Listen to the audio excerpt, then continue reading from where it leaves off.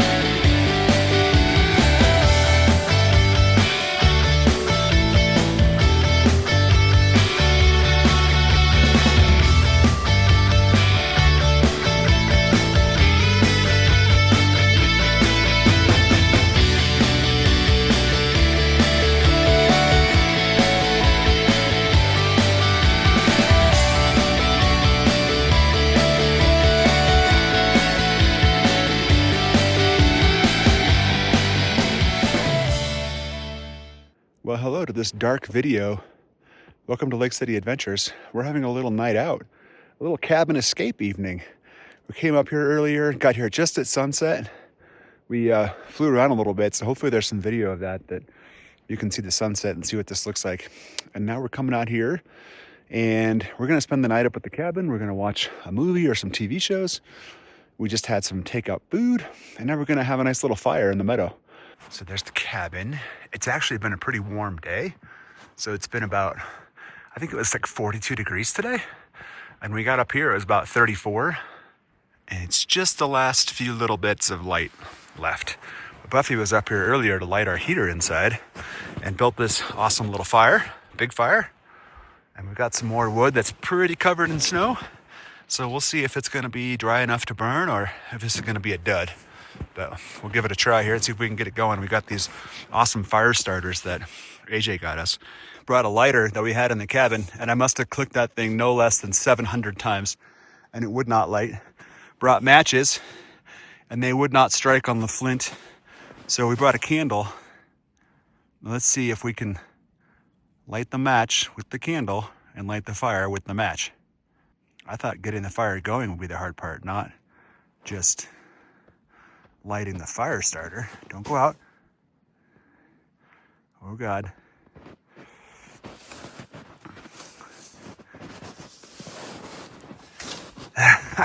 This is fun. The match won't even burn. I don't know if it's just because it's cold out here or what, but the lighter wouldn't light. The match wouldn't strike on the matchbook. And even with a flame, it will not burn. It just goes out. Let's try the fresh side that hasn't been burned at all. Oh, it's gonna put the candle out. Update, we have the beginnings of a fire. I finally just took the candle down and lit the fire starter directly with the candle and then dropped it before it burned my hand.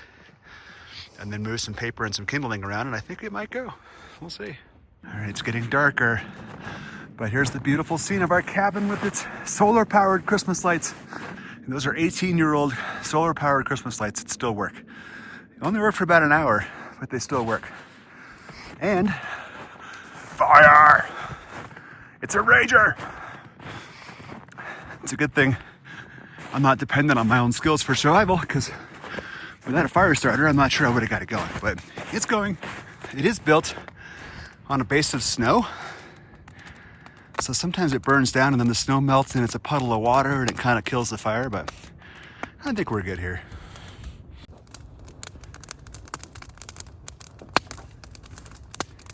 Boy, the camera definitely makes it look lighter than it actually is out here.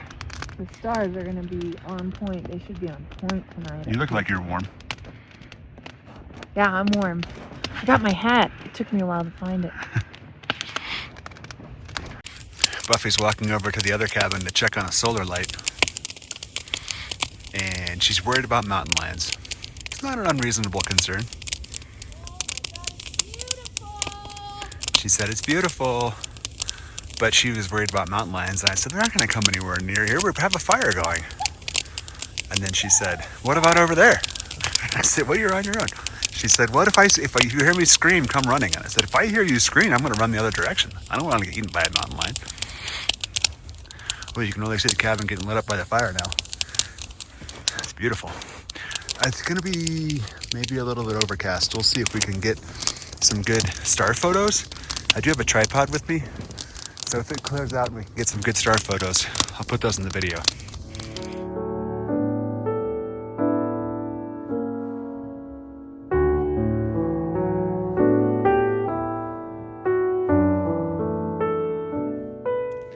It has gotten significantly colder out here, and I haven't heard from Buffy in a while. I didn't hear any screaming, didn't hear any mountain lion calls. I'm sure she's fine. Here she comes. She was not, in fact, eaten by a mountain lion. No. Did you hear me making noises? I heard a few clicks. Yeah, I made noises to scare them off. You didn't see any wildlife? No. Then on the way back, I tried to yip, yip, yip, yip, like a coyote and see if I got a yip in return. Isn't coyote what mountain lions eat? Are you trying to bait them in? I'm not quite sure. But listen, yesterday I did bugle with an elk, and I know that sounds crazy, but you wouldn't come listen. No, it's too cold So out. I can't prove it. I was comfy in my pajamas. You'll have to take my word for it. But I heard it bugling. I thought a few times, then I said, it's probably a kid up there or at a house. Then I heard it again, and it sounded more distinct. Then I waited, I bugled back. It bugled back at me. Then I walked up to our swing. Wait, you bugled? Yeah. What did you do? Okay, this is going to be embarrassing, but when I was young, I kind of learned how to bugle. It goes like, no, no, no, no. It's pretty good. Okay. So my dad used to have this thing that he would put in his mouth, and it would make like a sound, and they would bugle, the elk. Anyway, back to the story. I look across the way, and up in that bald stripe on the mountain above our house where the electrical line goes, I see a single four-legged tall animal moving. And I asked my dad this morning if bucks bugle, and he said, nope, elks bugle. And he said, it's probably a young elk, just a spike, that's learning how to bugle. It's very dark because the fire's dying down a little bit. But we're just standing here, and it sounded like a dump truck coming up the road, but there was no headlights. So I turned, like, what the heck is that? I'm getting smoked out. And we think Yeah, it was I'm pretty positive. pretty significant rock slide just came down the side of the mountain across the road. Yeah. It was pretty terrifying. And then, of course, you start wondering, what caused that rock slide? Yeah. Could it, per se, be a mountain lion? Or could it just be that it's getting cold, and it was 43 degrees today? It was warm today, so that the water turns into water, and then it goes below freezing, and then the water freezes and expands, and it pops off rocks. That's the idea. It's been a great fire. We've been out here for, I don't know, maybe an hour or two. Letting it die down a little bit. You can see the snow is mostly gone. There's still a little bit of snow around the edges, but it pretty much melted on the snow. All right, so I just wanted to show you guys the cozy mountain cabin in winter mode. So these are solar lights that stay out here year round. These are the solar Christmas lights I was talking about that still work 18 years later. There's a little tiny solar panel down there that's kept them going. And let's pop inside and see what it's like. Oh my goodness, it's warm in here. All the lights are off, but we do have our solar system working. So there we go, we've got light. So we've got solar power up here. You can see our previous videos, and we talk about the panels and the batteries and everything else. The batteries we have right now are not great, but so far they're working. And we've got this thermostat controlled propane heater. So right now it's on way too hot. It's super hot in here. Yeah. But we'll turn it down tonight, and it'll keep it at a nice controlled temperature overnight, just kind of coming on and off as needed. And then we've got our queen bed. Got snacks. We've got snacks. Is that what you said? Yeah, we've got snacks. We've got, this is a couch, which also pulls out into a, I think it's a double or maybe a single size bed. I think it's bigger than a twin, but it's not quite a double. So it's a weird custom size. Yeah. And then we have a loft up there where there's a single bed. It's a little claustrophobic up there and hot, but it works. And then we've got a TV, which We have a cell booster in here, so we have a decent amount of cell signal, so we can stream actually pretty good video, but we downloaded some shows to bring up here and just hook up with an adapter and an HDMI cable. And then this is the kitchen area here. And in the summer, these are gravity-fed filtered water from the river, but in the winter, no water, because it would freeze. So we pack up jugs of water. This is drinking water. We have flushing water in here. Yeah. We have an ice maker. It uses a bit of electricity, so I don't have it on right now. We just bought a bag of ice, but if you have a good sunny day, you can make ice all day. And then we can use the toilet by just filling up the tank with this water and then flushing. And then before we leave and shut it down again, we'll suck the water out of the tank and put antifreeze in there so the tank doesn't crack. Yeah, that's nice. But this is our bathroom and our shower. So cozy, warm. Toasty. We're the only ones up here. That's for sure. And so we're gonna set up and get comfortable and watch a show. Hello, Lake City Adventures. I have spent the afternoon solo at our cabin, just kind of rearranging some things. We spent the night here and I realized it had just been so long since we have zhuzhed it. So I needed to zhuzh it. And I usually do better at that when I'm by myself because I make a huge mess. It's still a mess, but it's in process. And I'm going to go for a snowshoe. I should have gone about an hour ago when the sun was out. Sun went down. But I'm going to go for a little snowshoe. My phone is almost dead. So I don't know how much video I'll get, but I'm super stoked. I'm going to give you a quick view of the cabin so you can kind of see the middle of the project. And I think Gary did a tour last night, so you can see what it looked like before. Here's the kitchen. Clean dishes, but kind of a wreck right now because I've been moving stuff around. The bathroom, living room flipped around, bed flipped around. There's probably an extra piece of furniture in here that doesn't need to be in here, or we could have a different type. But for now, we're going to try it, I don't know, somewhat close to this. I still have some work to do and see how we like it. Okay, heading for a quick snowshoe. There's some blue sky. It is snowing just a little bit. And it's pretty loud up here actually because there's a grader working on the road and it echoes in the canyon. So it sounds really weird up here. So anyway, headed out. Right now I'm above the, gosh, what directionally? Where is this directionally? I'm near Silver Creek and I'm headed up to where our water tanks sit in the summer. I have never snowshoed up this and I think it's a relatively safe trail. I have stuff, including noisemakers for mountain lions, and I feel confident. So we're gonna check out what it looks like up here in the winter. I bet it's gorgeous. Crystal Creek, getting to be along sunset time. And we're still climbing. We're about ready to switch back and go that way for a bit. But yeah, it's awesome. And when I said noisemaker, I wanted to show you what I meant. I have a whistle, but I also have this that I carry. And it makes enough of a noise that I think anything would leave me alone. Top of another switchback, just a little bit higher. You can see it's snowing up there. That's Alpine Gulch. And the weather is, you know, not bad at all.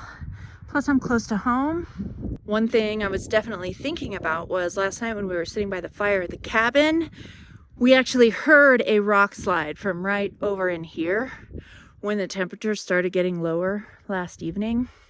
Today wasn't quite as warm as yesterday, but I will go only as far as I feel comfortable from rock slide too, because that is actually a risk in this area. And I tend to be a little bit overcautious, especially when I'm alone.